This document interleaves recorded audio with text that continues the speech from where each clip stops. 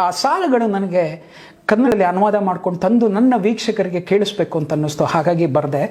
ಒಂದಷ್ಟೇನಾದ್ರು ತಪ್ಪು ಒಪ್ಪುಗಳಿದ್ದರೆ ನಿಮ್ಮ ಹೊಟ್ಟೆಗೆ ಹಾಕ್ಕೊಂಡು ನನ್ನನ್ನು ಮನ್ನಿಸಿ. ಶೀರ್ಷಿಕೆ ಅಪ್ಪ ಯಾಕೋ ಹಿಂದುಳಿದ್ಬಿಟ್ಟ. ಅಲ್ಲಿ ಹೇಳ್ತಾರೆ,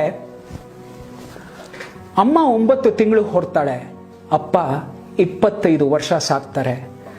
ಅಮ್ಮ 9 ತಿಂಗಳು ಹೊರ್ತಾಳೆ, ಅಪ್ಪ 25 ವರ್ಷ ಸಾಕ್ತಾರೆ. ಜೀವನದಲ್ಲಿ ಇಬ್ರು ಸಮವಾದ್ರು, ಅಪ್ಪ ಯಾಕೋ ಹಿಂದುಳಿದ್ಬಿಟ್ಟ. ಜೀತ ತಗೊಳ್ದೆ ಅಮ್ಮ ಮನೆಯಲ್ಲಿ ದುಡಿತಾಳೆ. ತನ್ನ ಜೀತನೆಲ್ಲ ಅಪ್ಪ ಮನೆಗೆ ಅಂತಾನೆ ಖರ್ಚು ಮಾಡ್ತಾನೆ. ಜೀತ ತಗೊಳ್ದೆ ಅಮ್ಮ ಮನೆಯಲ್ಲೇ ದುಡಿತಾಳೆ. ತನ್ನ ಜೀತನೆಲ್ಲ ಅಪ್ಪ ಮನೆಗೆ ಅಂತಾನೆ ಖರ್ಚು ಮಾಡ್ತಾನೆ. ಅಮ್ಮ ಅಪ್ಪ ಶ್ರಮ ಸಮವಾಗಿದ್ರು, ಅಪ್ಪ ಯಾಕೋ ಹಿಂದುಳಿದ್ಬಿಟ್ಟ. ಎಷ್ಟು ಬೇಕಾದ್ರೂ ಕೇಳೋ ಕಂದ ಅಂತ ಊಟ ಬಡಿಸೋ ಅಮ್ಮ, ಎಷ್ಟು ಬೇಕಾದ್ರೂ ಕೇಳೋ ಕಂದ ಅಂತ ಊಟ ಬಡಿಸೋ ಅಮ್ಮ, ಬೇಕಾದ್ದು ತಗೋ ಕೂಸೆ ಅಂತ ಎಲ್ಲ ಕೊಡ್ಸೋ ಅಪ್ಪ. ಅಮ್ಮ ಅಪ್ಪ ಪ್ರೀತಿ ಸಮವಾಗಿದ್ರು, ಅಪ್ಪ ಯಾಕೋ ಹಿಂದುಳಿದ್ಬಿಟ್ಟ.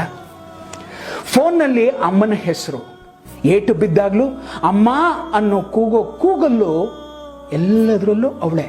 ಫೋನ್ನಲ್ಲಿ ಅಮ್ಮನ ಹೆಸರು ಏಟು ಬಿದ್ದಾಗ್ಲೂ ಅಮ್ಮ ಅಂತ ಕೂಗೋ ಕೂಗಲ್ಲೂ ಅವಳೇ ಇದ್ದಾಳೆ. ನಾವು ಬೇಕು ಬೇಕು ಬೇಕು ಅಂದಾಗ್ಲೆಲ್ಲ ಆನಂದದ ಉಯ್ಯಾಲೆಯಲ್ಲಿ ನಮ್ಮನ್ನ ತೂಗಾಡಿಸಿದ ತಂದೆ ತನ್ನ ಹೆಸರು ಮಕ್ಕಳು ಬಾಯಲ್ಲಿ ಬರಲಿಲ್ವಲ್ಲ ಅಂತ ಯಾವತ್ತಾದ್ರೂ ಕೋಪಿಸ್ಕೊಂಡು ಕೂತ್ಕೊಂಡ? ಇಲ್ಲ. ಅಲ್ಲೂ ಕೂಡ ಅಪ್ಪ ಅಮ್ಮನ್ನ ಮುಂದೆ ಬಿಟ್ಟು ಯಾಕೋ ಹಿಂದುಳಿದ್ಬಿಟ್ಟ. ಅಮ್ಮಂಗೆ ಮಕ್ಕಳಿಗೆ ಬೀರು ತುಂಬ ಬಣ್ಣ ಬಣ್ಣದ ಬಟ್ಟೆಗಳು. ಎಷ್ಟು ಚೆನ್ನಾಗಿದೆ ಕೇಳಿ. ಅಮ್ಮಂಗೆ ಮಕ್ಕಳಿಗೆ ಬೀರು ತುಂಬ ಬಣ್ಣ ಬಣ್ಣದ ಬಟ್ಟೆಗಳು, ಅಪ್ಪನ ಬಟ್ಟೆಗೆ ಅಲ್ಲಲ್ಲಿ ತ್ಯಾಪೆ ಬಿದ್ದ ಸೂಜಿ ದಾರದ ಬರೆಗಳು. ಅಮ್ಮಂಗೆ ಮಕ್ಕಳಿಗೆ ಬೀರು ತುಂಬ ಬಣ್ಣ ಬಣ್ಣದ ಬಟ್ಟೆಗಳು, ಅಪ್ಪನ ಬಟ್ಟೆಗೆ ಅಲ್ಲಲ್ಲಿ ತ್ಯಾಪೆ ಬಿದ್ದ ಸೂಜಿ ದಾರದ ಬರೆಗಳು. ತನ್ನ ತಾನು ನೋಡ್ಕೊಳ್ದೆ ಜೀವನ ಸಾಗಿಸೋ ಅಪ್ಪ, ತನ್ನನ್ನು ತಾನು ನೋಡ್ಕೊಳ್ದೆ ಜೀವನ ಸಾಗಿಸೋ ಅಪ್ಪ, ಅಮ್ಮ ಮಕ್ಕಳ ಜೀವನದಲ್ಲಿ ನೆನಪಾಗದೇ ಇರೋ ಅಷ್ಟು ಹಿಂದೆ ಉಳಿದ್ಬಿಟ್ಟ. ಅಪ್ಪ ಯಾಕೋ ಹಿಂದೆ ಉಳಿದ್ಬಿಟ್ಟ. ಅಮ್ಮಂಗೆ ಅಷ್ಟಿಷ್ಟು ಬಂಗಾರದ ಒಡವೆಗಳು, ಅಮ್ಮಂಗೆ ಅಷ್ಟಿಷ್ಟು ಬಂಗಾರದ ಒಡವೆಗಳು, ಅಪ್ಪಂಗೆ ಮೈ ಮೇಲಿನ ಉಡದಾರನೇ ಆಭರಣ. ಅಮ್ಮಂಗೆ ಅಷ್ಟಿಷ್ಟು ಬಂಗಾರದ ಒಡವೆಗಳು, ಅಪ್ಪಂಗೆ ಮೈ ಮೇಲಿನ ಉಡದಾರನೇ ಆಭರಣ.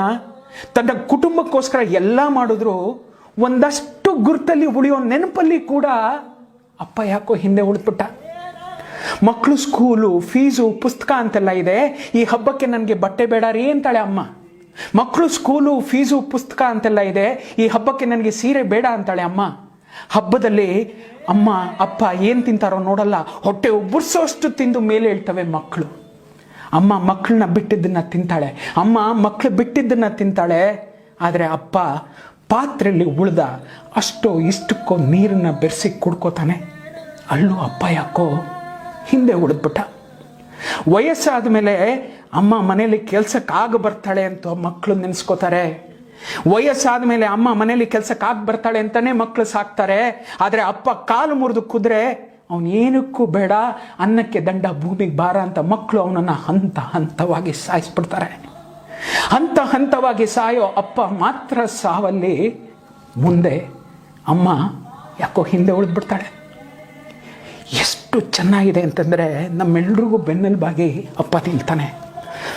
ಆದರೆ ನಾವು ಅಪ್ಪನ ಮರೆತು ಬಿಡ್ತೀವಿ. ಇದು ಎಲ್ಲರ ಜೀವನದಲ್ಲೂ ನಡೆದಿರುತ್ತೆ, ಪ್ರತಿಯೊಬ್ಬರ ಜೀವನದಲ್ಲೂ ನಡೆದಿರುತ್ತೆ. ತುಂಬ ರೇರ್ ಕೇಸಸ್ ಅಪ್ಪನ ನೆನೆಸ್ಕೊಳ್ಳೋದು.